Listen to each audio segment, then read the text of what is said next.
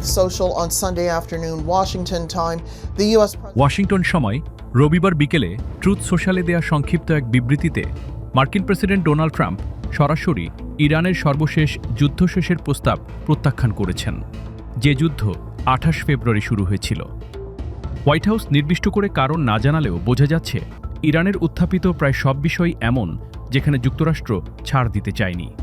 বিশেষ করে ইরানের সম্ভাব্য পারমাণবিক শক্তিধর রাষ্ট্র হওয়ার আকাঙ্ক্ষা এবং প্রতিবেশীদের বিরুদ্ধে সামরিক সক্ষমতা, বিশেষ করে ইসরায়েলের বিরুদ্ধে, যা যুক্তরাষ্ট্র স্পষ্টভাবে মেনে নেবে না বলে জানিয়েছে।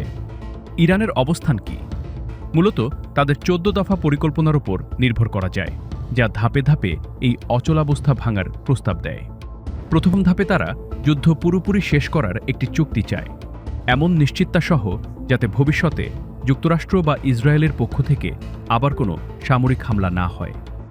এরপর তারা আলোচনা করতে চায় সমুদ্রপথের বিষয় নিয়ে, বিশেষ করে স্ট্রেইট অফ হরমুজ নিয়ে, যেখানে তাদের মতে একটি নতুন বাস্তবতা তৈরি হয়েছে এবং সেই কৌশলগত জলপথ নিয়ন্ত্রণের জন্য নতুন ব্যবস্থা প্রস্তাব করা হচ্ছে। About the future military attack from the United States and Israeli. After that, they can speak.